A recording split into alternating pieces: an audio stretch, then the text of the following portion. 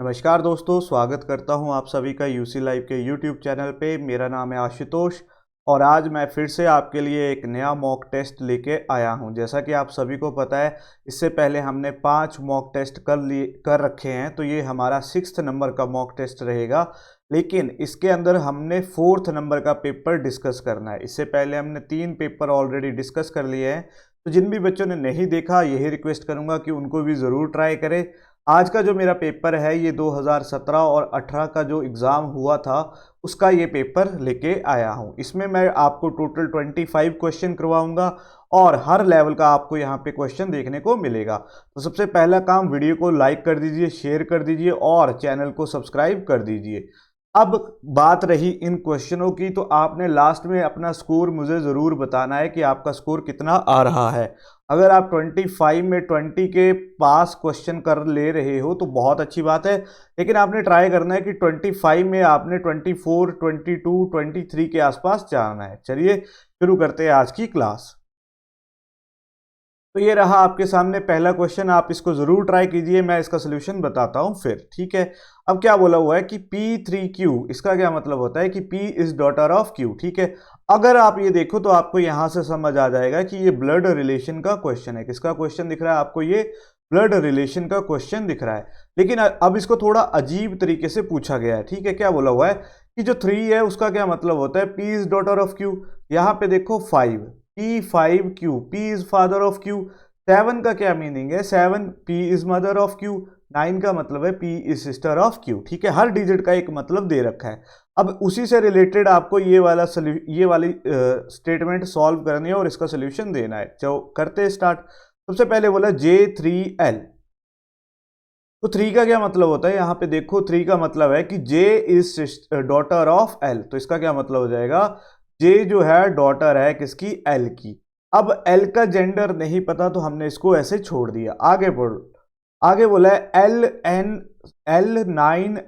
L9N, 9 क्या बता रहा है कि जो L होगा वो सिस्टर होगी किसकी? N की। मतलब N यहाँ पे आ जाएगा, L उसकी सिस्टर होगी।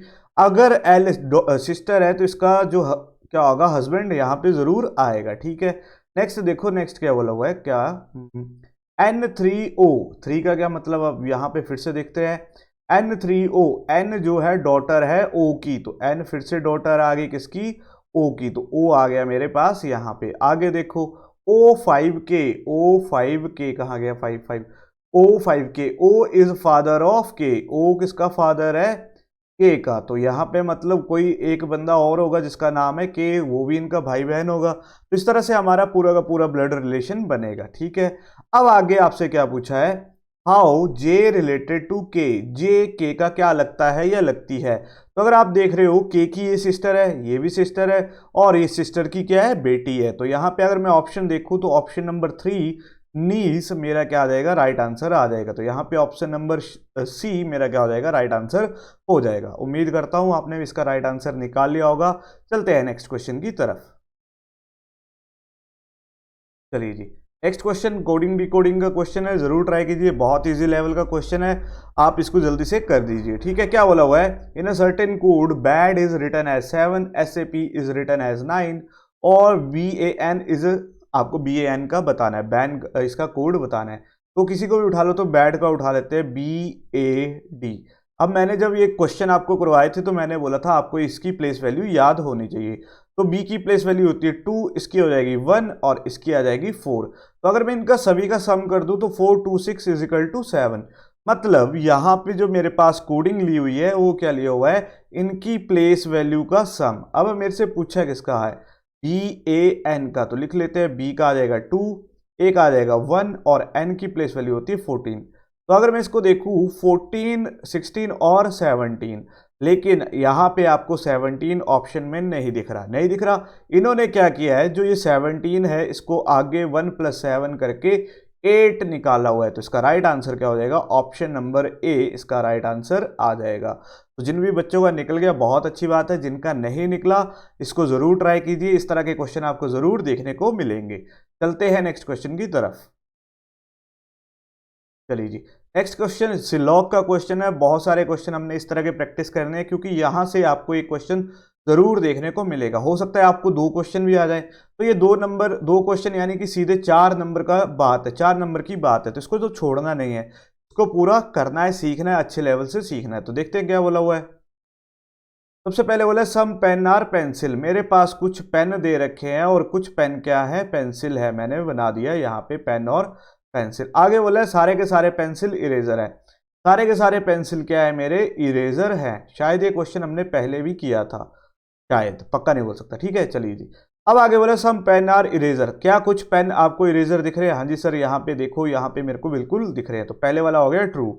नेक्स्ट देखो नो पेन आर इरेजर, अगर दोनों स्टेटमेंट पॉजिटिव है तो नेगेटिव वाला कंक्लूजन हम कंसीडर ही नहीं करते, तो ये तो हो जाएगा फॉल्स, इसको हम कंसीडर नहीं करेंगे। थर्ड देखो some eraser are pen, some eraser are pen, बिल्कुल सही, ये भी मेरे को दिख रहा है, तो इसका आंसर क्या हो जाएगा, बोथ 1 and 3 follows, तो इसका क्या आंसर आ जाएगा, बोथ 1 and 3 follows। तो उम्मीद करता हूं आपने भी इसका आंसर निकाल लिया होगा, बहुत इजी क्वेश्चन था, ऐसा कोई हार्ड क्वेश्चन नहीं था।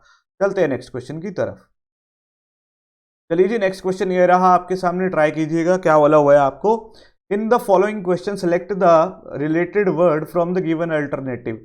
अब यहाँ पे क्या होता है, प्लेयर और टीम के बीच में रिलेशन है, वही रिलेशन मिनिस्टर और नेक्स्ट जो आपसे पूछा है यहाँ पे आपको बताना है, ठीक है।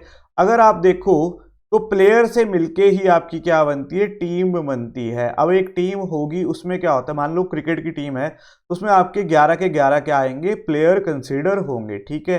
अब उसी को देखो मिनिस्टर है, तो मिनिस्टर की जो टीम होती है उसे हम क्या बोलते हैं, काउंसिल बोलते हैं। तो यहाँ पे इसका राइट आंसर आ जाएगा ऑप्शन नंबर 3, इसका क्या हो जाएगा, राइट आंसर हो जाएगा। बहुत ईजी क्वेश्चन था, ऑलरेडी पेपर में आया हुआ है। चलिए जी, नेक्स्ट क्वेश्चन ये रहा, आप इसको ट्राई कीजिए और साथ में वीडियो को लाइक भी कर दीजिए और शेयर भी कर दीजिए और चैनल को जरूर सब्सक्राइब कीजिएगा। चलिए क्वेश्चन को देखते हैं क्या बोला है।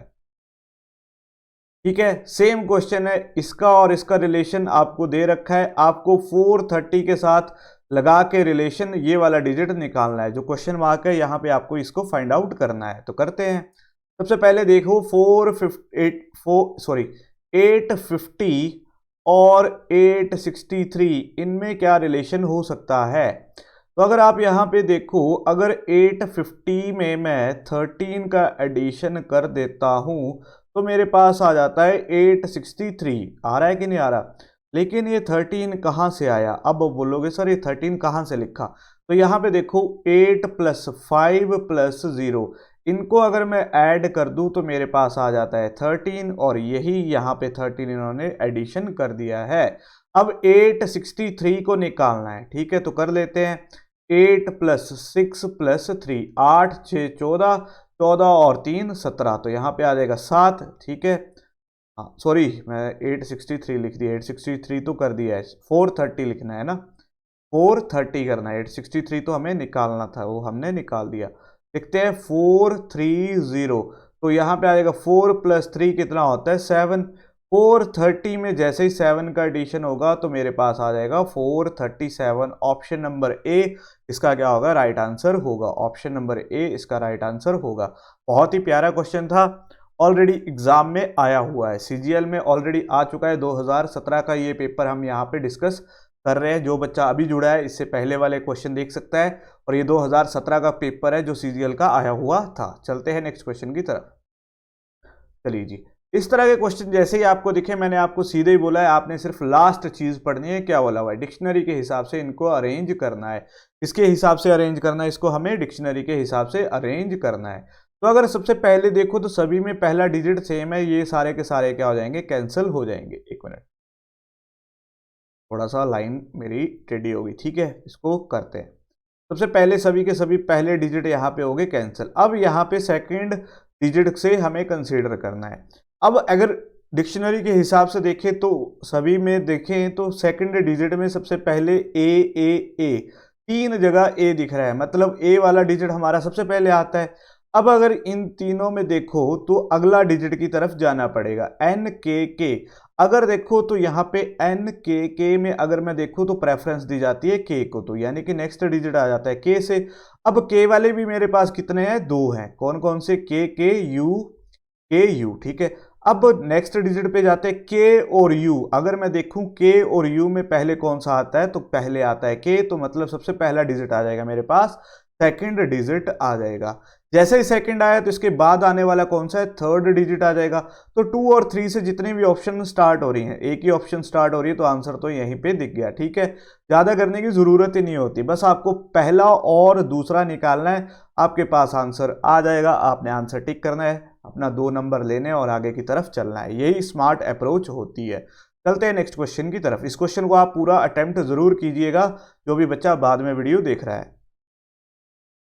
चलिए जी, नेक्स्ट क्वेश्चन है मेरे पास, क्या बोला हुआ है, मिसिंग नंबर सीरीज का क्वेश्चन है। ऑलरेडी हमने ये सीरीज पूरी कर रखी है। जिन भी बच्चों ने नहीं देखा जाकर जरूर देखें, वहां पे मैंने आपको एक स्लोप मेथड बताया है कि कैसे हम एक स्लोप के थ्रू इन क्वेश्चन को डील करते हैं। ठीक है, अब यहाँ पे अगर आप देखोगे तो स्लोप कैसा दिख रहा है, नॉर्मल सा स्लोप चला, ज्यादा बड़ा नहीं है। तो जब भी इस तरह का स्लोप आता है तो यहाँ पे या तो एडिशन हुई होती है या फिर सबट्रैक्शन हुई होती है। तो करते हैं इसको सॉल्व।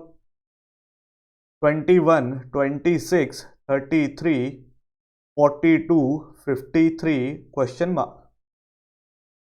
तो मैं थोड़ा सा इरेज करके लिखता हूं, आप इसको सॉल्व कीजिएगा। आप अपना मेरे को आंसर बताइए कितना आंसर आपका आ रहा है। ठीक है, तो यहाँ पे मैं लिख देता हूँ 53। चलिए, अब यहाँ पे मैं देखता हूँ तो यहाँ पे सामने दिख रहा है मेरे को +5 का इंक्रीज हुआ है। ठीक है, यहाँ पे देखता हूँ तो यहाँ पे +7 का इंक्रीज सामने दिख रहा है। ठीक है, यहाँ पे देखता हूँ तो +9 का इंक्रीज दिख रहा है।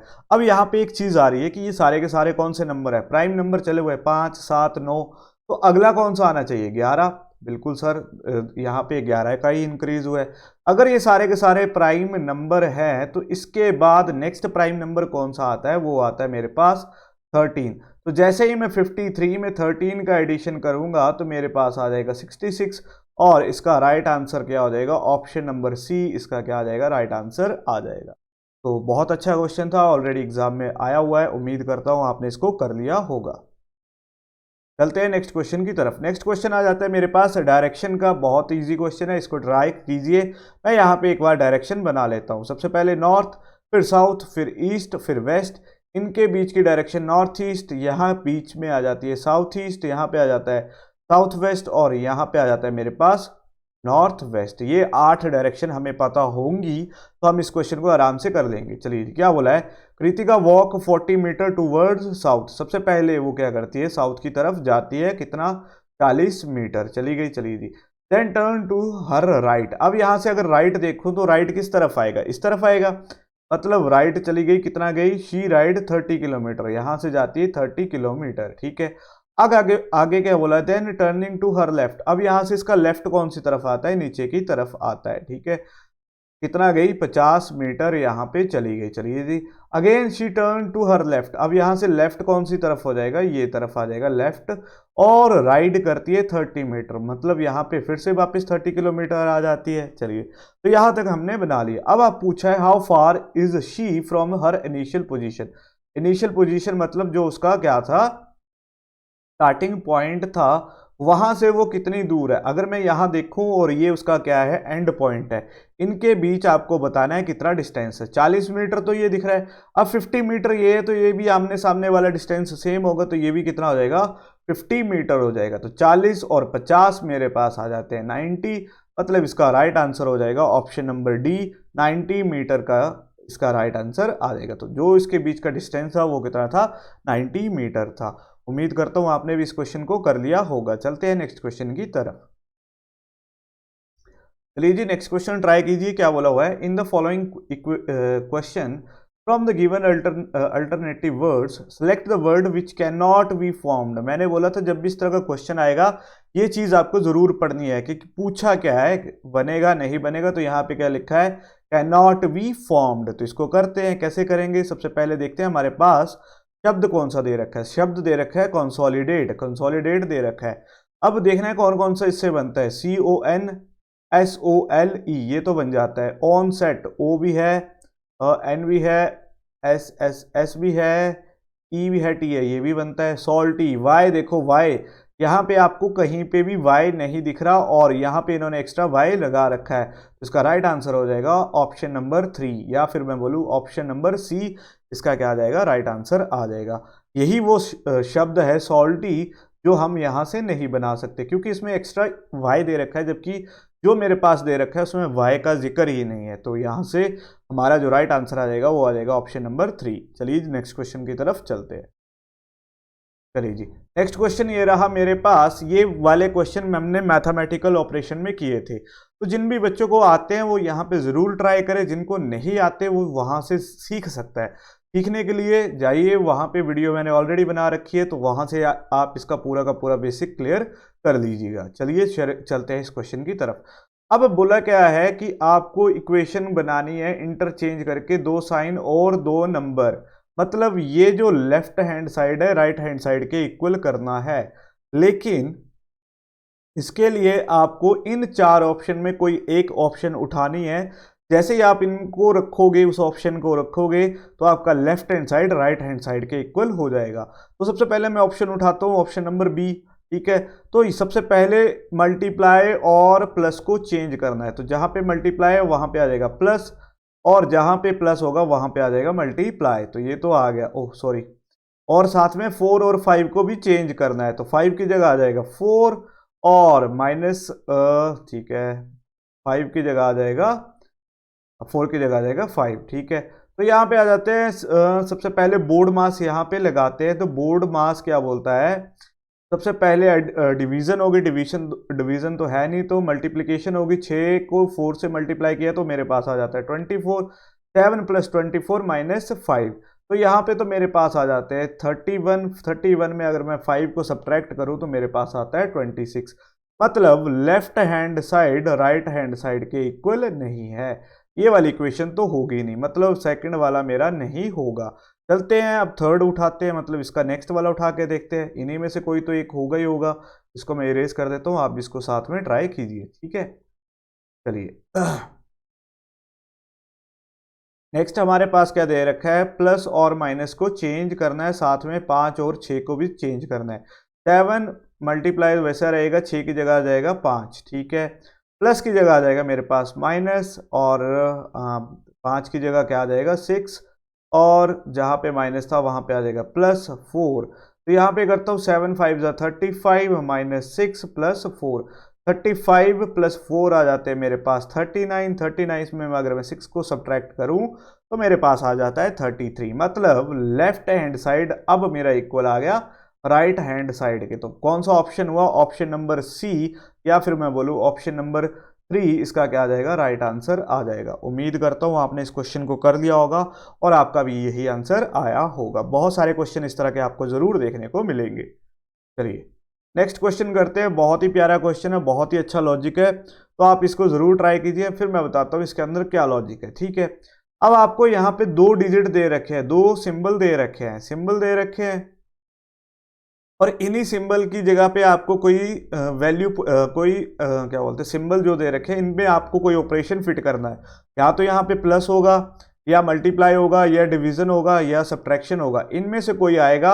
आपको जैसे लिखा है ना 3 @ 3 =3, ये वाली चीज सॉल्व करके 3 के इक्वल बनानी है। ये इक्वेशन सॉल्व करनी है ताकि आपका फिर से लेफ्ट हैंड साइड किसके इक्वल हो जाए, राइट हैंड साइड के इक्वल हो जाए।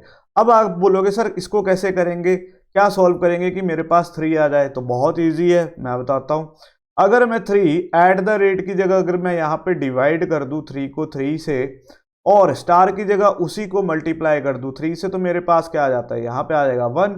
1 × 3 विच इज इक्वल टू 3। मतलब मेरा लेफ्ट हैंड साइड किसके इक्वल आ गया, राइट हैंड साइड के इक्वल आ गया। अब यही अप्रोच मेरे को यहाँ पे भी लगा के देखनी है कि मेरा आंसर आ तो रहा है, लेकिन ठीक ही आ रहा है कि गलत तो नहीं आ रहा। ठीक है, तो 48 लिखा, तो मैंने @ को लिखा था डिवाइड, तो डिवाइड लिख लेते हैं 4, और 4 को लिखा था मल्टीप्लाई 3। ये आना चाहिए मेरा 36 के बराबर। तो यहाँ पे मैं करता हूँ 4 × 1 = 4, 4 × 2 = 8। 12 को 3 से मल्टीप्लाई किया, आ गया 36। मतलब left hand side right hand side के इक्वल आ गई। तो यहाँ पे जो मेरा सिंबल था @ वो चेंज हो जाएगा डिवाइड से, और स्टार को मैंने चेंज किया मल्टीप्लाई से। ठीक है, अब इसी को रिलेट करके मेरे को यहाँ पे ये वाला सॉल्यूशन निकालना है। ठीक है, तो इसको मैं थोड़ा सा इरेज कर देता हूँ। ठीक है, यहाँ तक उम्मीद करता हूँ आपको समझ आ रहा होगा। अगर अच्छे से लग रहा है, अच्छे से समझ आ रहा है, वीडियो अच्छी लग रही है, तो वीडियो को ज़रूर लाइक कीजिएगा। चलिए 91 अब आ जाता है एट दी रेट की जगह आ जाएगा डिवाइडेड बाय 13, और स्टार की जगह आ जाएगा multiply 2 is equals to what 13 7 जो होते हैं 19 इंटू 2, तो यहाँ पे आ जाएगा 14, यानी कि यहाँ पे मेरे पास राइट आंसर आ जाएगा ऑप्शन नंबर डी। इसका जो राइट आंसर होगा ऑप्शन नंबर डी होगा। उम्मीद करता हूँ आपको ये समझ आया होगा, ऑलरेडी एग्जाम में आया हुआ क्वेश्चन था, बहुत अच्छा क्वेश्चन था। इस तरह के क्वेश्चन आपको जरूर देखने को मिलेंगे। इन क्वेश्चन को स्टार मार्क कर लीजिएगा, यहाँ पे आपको अच्छे अच्छे लॉजिक सीखने को मिलते हैं। चलिए जी, नेक्स्ट क्वेश्चन है हमारे पास वेन डायग्राम से, आप इसको ट्राई कीजिए, देखता हूं कितने बच्चे इसका आंसर निकालते हैं। कीजिए इसको ट्राई।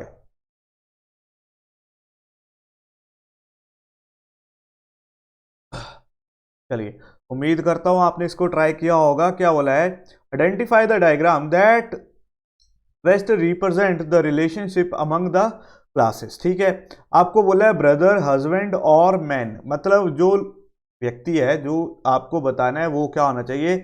अब इसको अगर आप ध्यान से देखो तो क्या होगा, मैन है वो क्या होना चाहिए, एक तो वो पहले ब्रदर भी होना चाहिए और ब्रदर के साथ साथ हस्बैंड भी होना चाहिए, मतलब ये तीनों रिलेशन उसके फॉलो होने चाहिए। तो यहाँ पे अगर आप थोड़ा सा ध्यान से देखो तो क्या कौन सा डायग्राम बनेगा, ये वाला बनेगा, नहीं जी ये वाला बनेगा, ये भी नहीं बनेगा, ये वाला थोड़ा सा है लेकिन पूरी तरह से सेटिस्फाई नहीं कर रहा। तो यहाँ पे अगर आप ध्यान से देखोगे तो ऑप्शन नंबर बी के जो वेन डायग्राम है वो बनेगा। क्यों, आपका जो मैन है वही आपका क्या होगा, या ब्रदर भी वही है, मैन ही आपका ब्रदर है और मैन ही क्या होता है, हस्बैंड होता है। तो मतलब मैन आ जाएगा बाहर और ब्रदर और हस्बैंड, इस तरह से आपका वेन डायग्राम इसका बनेगा। तो उम्मीद करता हूँ आपने इस क्वेश्चन को किया होगा। चलते हैं नेक्स्ट क्वेश्चन की तरफ।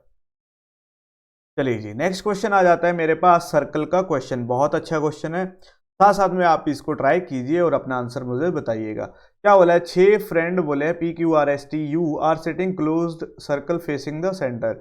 6 व्यक्ति हैं सेंटर की तरफ बैठे हुए हैं सर्कल में। तो यहाँ पे मैं इसको लिख लेता हूँ, आप इसको ट्राई कीजिए। 1 2 3 4 5 6, ठीक है। अब सबसे पहला काम मैंने इससे पहले भी आपको बताया है, क्या होता है, इन कंडीशन को लिखने का होता है। क्या बोला है, P is facing S, P किसको फेस कर रहा है, S को फेस कर रहा है। आगे देखिए, R इज बिटवीन, R किस किस के बिटवीन में है, P और Q, R P और Q के बिटवीन में है। ये दो कंडीशन लिख ली। आगे बोला T who is immediate right of S, S के यहाँ पे लिख देता हूँ इमीडिएट राइट में आ जाना चाहिए मेरा T, तीसरी कंडीशन होगी। बस ये 3 कंडीशन दे रखी है, बस ये कंडीशन लगाओ आपका आंसर निकल जाएगा। तो कौन सी कंडीशन उठाते हो, यहाँ पे देखो, यहाँ पे 1 मिनट में कलर चेंज कर देता हूँ। यहाँ पे देखो तो यहाँ पे भी आपका S रिपीट हो रहा है, यहाँ पे भी S रिपीट हो रहा है। तो ऐसी चीज उठानी है ना जो बार बार रिपीट हो, जिससे हमारे ज्यादा प्लेसेस भरे। तो मैं पहले उठा लेता हूँ S के इमीडिएट राइट में आ जाता है T। अब S किसको फेस कर रहा है, S फेस कर रहा है P को, तो यहाँ पे लिख लेते हैं P को। अब क्या बोला है, P के साथ R आना चाहिए और फिर Q आना चाहिए। अगर मैं R को यहाँ लिख देता हूँ तो Q के लिए तो जगह नहीं बची, मतलब R यहाँ पे नहीं आएगा। तो R के लिए जगह बची ये वाली, Q आ जाएगा मेरा यहाँ पे, और एक बचा मेरे पास, वो बचा U, तो ये बन गया मेरा सोल्यूशन, ये आ गया मेरा इसका सर्कल का आंसर। अब आपसे पूछा गया है who is sitting immediate right of R, R के इमीडिएट राइट में कौन सा बंदा बैठता है, तो R के इमीडिएट राइट में बैठता है Q, का राइट आंसर हो जाएगा ऑप्शन नंबर सी। उम्मीद करता हूं आपने भी इसको निकाल लिया होगा और आपका भी राइट आंसर यही आया होगा। चलते हैं नेक्स्ट क्वेश्चन की तरफ। चलिए जी, नेक्स्ट क्वेश्चन फिर से मेरे पास एक पजल है, एक तरह की पजल ही है, ठीक है। क्या बोला, देयर आर 5 बॉक्सेस KLMNO, ठीक है, arranged one above another box, 5 boxes है एक दूसरे के ऊपर रखे हुए। आगे बोला M is placed above N, तो पहले कंडीशन बनाने का काम कर लेते हैं। यहाँ पे मैं लिख देता हूँ कितने बॉक्सेस है, 5 बॉक्सेस है, 5 4 3 2 1, ठीक है। तो यहाँ पे मैं इसको बना लेता हूँ। चलिए, क्या बोला है, मेरे को पहली कंडीशन दी है M is placed above N, N के ऊपर कहीं पे M आता है, ठीक है। आगे बोला है box O is placed below K के नीचे कहीं पे O आता है, ठीक है। N is placed above K के ऊपर आना चाहिए N, ठीक है। आगे बोला L is placed below O के नीचे आना चाहिए L।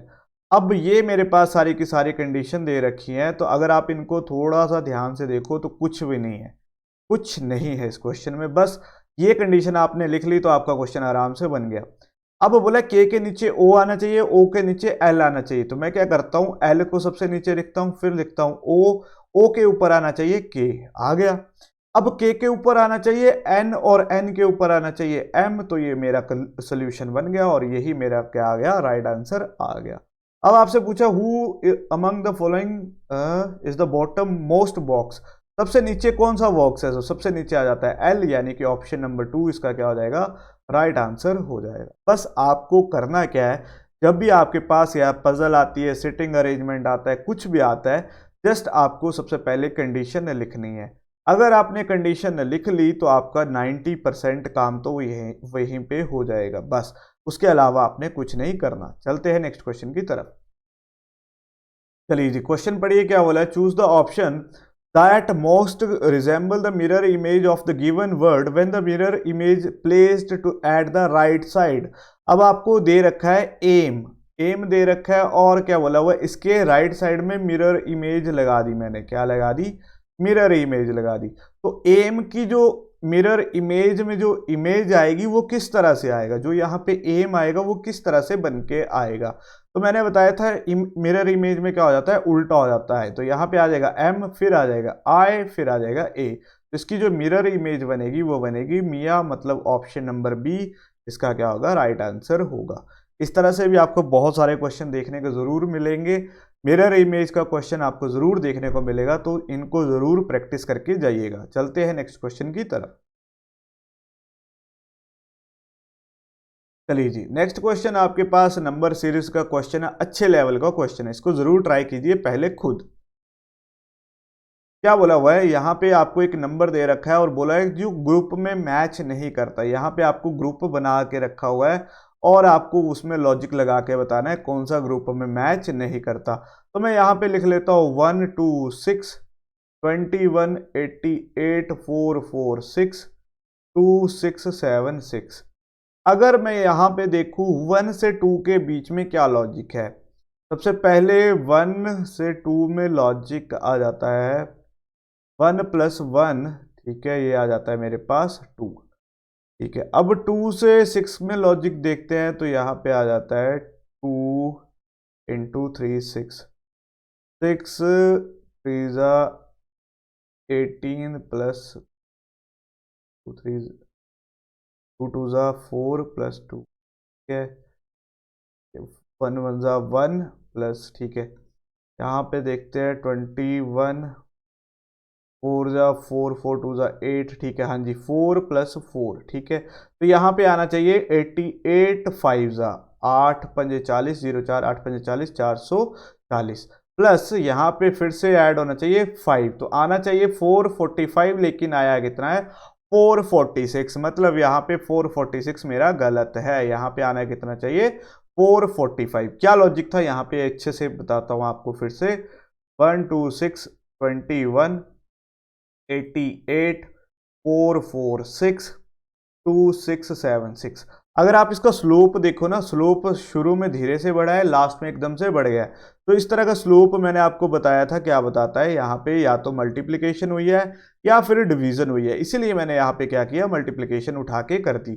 अगर आप यहाँ पे देखो 1 1 1 + 1 आ जाता है 2, यहाँ पे देखो 2 2 4 + 2 6 6 3 18 18 में 3 का एडिशन किया तो 21, ठीक है, 21 4 84 + 4 40 88।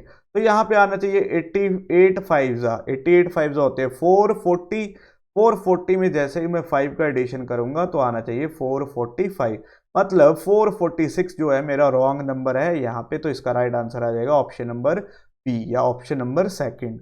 उम्मीद करता हूँ आपको ये क्वेश्चन समझ आया होगा। अगर क्वेश्चन अच्छा लगा है, अभी तक जितने भी क्वेश्चन किए अच्छे लगे, तो इस वीडियो को ज़रूर लाइक कीजिए और शेयर कीजिए और चैनल को सब्सक्राइब कीजिए। चलते हैं नेक्स्ट क्वेश्चन की तरफ। चलिए जी, अब आ जाते हैं नेक्स्ट क्वेश्चन, बहुत अच्छा क्वेश्चन है, आप इसको एक बार पढ़िए क्या बोला हुआ है, फिर मैं बताता हूँ इसको कैसे करना है। क्या बोला है, E is denoted by F, D is denoted by B, R is denoted by K, U is denoted by a V, T is denoted by I, A is denoted by C, G is denoted by X and is denoted by, कुछ गलत हो गया, G is denoted by X and is denoted by W. चलो देखते हैं क्या है। यहां पे पहले लिख लेता हूं मैं, ई को डिनोट करता है ये एफ से, डी को डिनोट करता है ये बी से, आर को डिनोट करता है ये के से, यू को डिनोट करता है वी से, टी को डिनोट करता है ये आई से, ए को डिनोट करता है ये सी से, जी को डिनोट करता है एक्स से, और कौन बचा मेरे पास, जो बचा उसको ये डिनोट करता है W से। ठीक है, अब मेरे को निकालना क्या है, यहाँ पे अगर मैं देखूँ तो यहाँ पे शायद H बचा है ना, H को रिप्रेजेंट करता है ये W से। चलिए निकालना क्या है, डॉटर का निकालना है। डॉटर को कैसे मैं लिखूंगा, तो मैं यहाँ पे लिख लेता हूँ DAUGHTER, D की जगह आ जाएगा B, A की जगह आ जाएगा मेरे पास C, BC, सभी BC से स्टार्ट हो रहे हैं, U की जगह आ जाएगा यहाँ पे B, तो यहाँ पे ये भी एलिमिनेट, ये भी, ये दो बचे। ठीक है, जी की जगह आ जाएगा मेरे पास एक्स। चलिए जी नेक्स्ट देखते हैं, एच की जगह आ जाएगा डब्ल्यू, तो यहाँ पे V C V X W, V C V X W. चलिए अगला मतलब ऑलरेडी सेम है आई। अगला देखते हैं, ई की जगह क्या आना चाहिए, ई की जगह आना चाहिए एफ, तो एफ वाला है ऑप्शन नंबर 4, तो इसका राइट आंसर आ जाएगा ऑप्शन नंबर 4। बहुत अच्छा क्वेश्चन था, ऑलरेडी एग्जाम में आया हुआ है, तो अगर अच्छा लगा तो इसको जरूर लाइक कीजिएगा। चलते हैं नेक्स्ट क्वेश्चन की तरफ।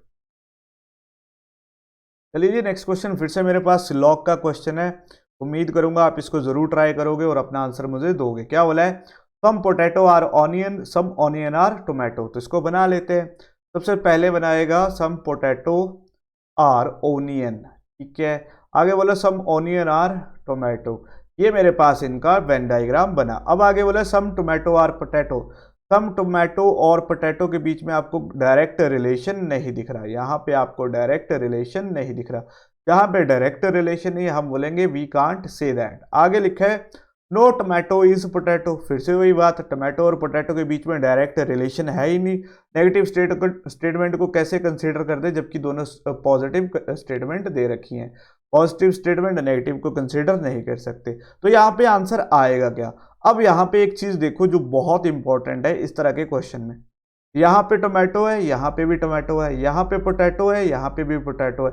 जब भी आपको इस तरह का क्वेश्चन दिखे, सम और नो हो और टोमेटो टोमेटो पोटैटो पोटैटो हो और दोनों के बीच में कोई भी रिलेशन नहीं आ रहा, जैसे यहाँ पे कोई भी रिलेशन नहीं आ रहा, तो यहाँ पे एक ऑप्शन होती है आइदर वन और टू फॉलो, तो यहाँ पे जो हमारा राइट आंसर होगा वो कौन सा होगा, आइदर वन और टू फॉलो। उम्मीद करता हूँ ये वाला आपको कंसेप्ट पता होगा, अगर पता है तो अच्छी बात है, नहीं पता तो याद रखना जब भी इस तरह का कंक्लूजन बनता है तो यहाँ पे हमेशा आइदर वन और टू फॉलो का ऑप्शन होता है।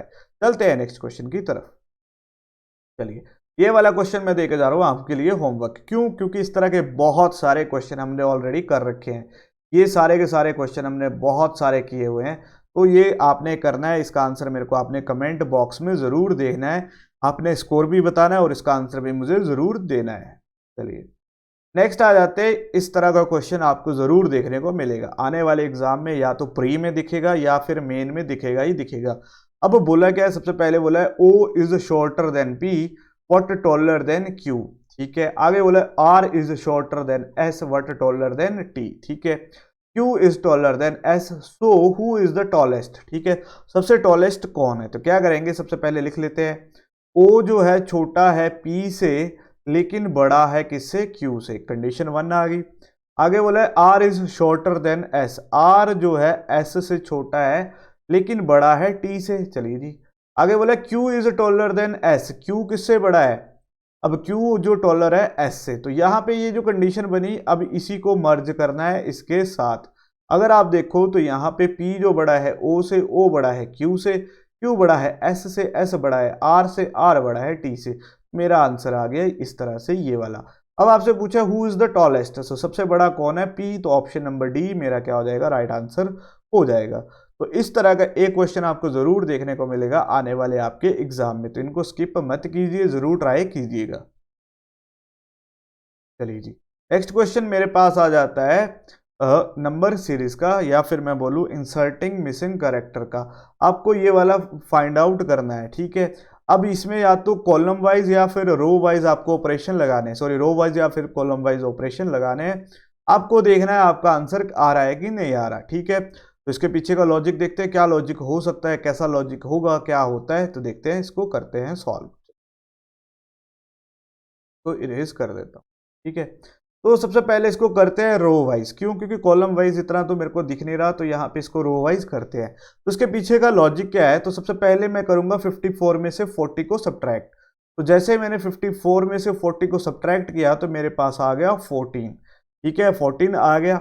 अब यहाँ पे अगर मेरे पास 14 आए तो 14 का 4 टाइम्स मेरे को देखने को मिल जाता है 56, सामने दिख रहा है। अब वही लॉजिक मेरे को 68 और 57 पे भी लगाना है। 68 57, यहाँ पे आया 1, यहाँ पे आया 11, 11 का 4 टाइम्स आ जाता है 44, यानी कि मेरा लॉजिक बिल्कुल सही है। अब यही लॉजिक 47 और 39 में लगाना है। 47 39 अगर आप यहाँ पे लगाओगे तो आपके पास बचेगा 8, 8 का अगर 4 टाइम्स करोगे तो आपके पास आ जाएगा 32। तो यहाँ पे जो आपका मिसिंग नंबर था वो क्या है, 32, इसका राइट आंसर होगा। उम्मीद करता हूँ आपने इसको कर लिया होगा और आपका भी राइट आंसर आया होगा। तो इस तरह से आपने कंसेप्ट भी सीखते चलना है और अपने अप्रोच को बढ़ाते चलिए। चलते हैं नेक्स्ट क्वेश्चन की तरफ। चलिए जी, नेक्स्ट क्वेश्चन बोला हुआ है, after interchanging the given two number what will be the value of the given expression.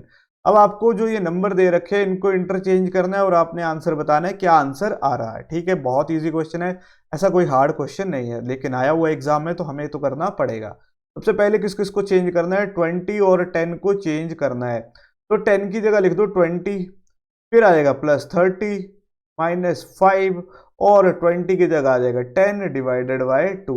अब बात शुरू होती है यहाँ पे लगेगा फिर से बोर्ड मास। तो सबसे पहले डिवाइड वाला कौन सा है, 10 और 2, 2 5 जा 10, ठीक है। नेक्स्ट आ जाता है मल्टीप्लाई, इन दोनों को मल्टीप्लाई कर दो, 20 प्लस 30 माइनस 25, ठीक है। तो यहां तक तो आ गया। अब होगी एडिशन, तो इसको मैंने ऐड किया तो मेरे पास आ गया 50। 50 में जैसे ही मैं 25 सब्ट्रैक्ट करूंगा तो मेरे पास आ जाएगा आंसर 25, यानी कि option number C, option number C इसका क्या हो जाएगा, राइट आंसर हो जाएगा। उम्मीद करता हूं आपने भी इसका आंसर निकाल लिया होगा और आपका भी राइट आंसर आया होगा। चलिए जी, नेक्स्ट क्वेश्चन है मेरे पास फिर से डायरेक्शन का, करते हैं इसको ट्राई, देखते हैं इसका क्या आंसर आ रहा है क्या नहीं आ रहा है। सबसे पहले मैं डायरेक्शन बना लेता हूं, आप इसको लिख लीजिए, आप इसको ट्राई कीजिए। चलिए जी,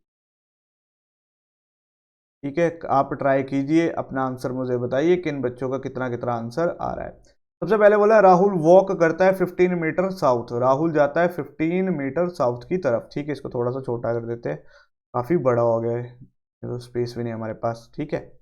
आप भी इसको साथ साथ में ट्राई कीजिए। पहले जाता है 15 मीटर साउथ में, अब बोला है वहां से वो राइट की तरफ जाता है और जाता है कितना, फिर से 15 मीटर, ठीक है। फिर बोला then turning to his left, फिर लेफ्ट जाता है और 10 मीटर चला जाता है, ठीक है। Again turn to his left and walk 15 metre, यहाँ से फिर लेफ्ट, यार तो फिर सेम क्वेश्चन आ गया।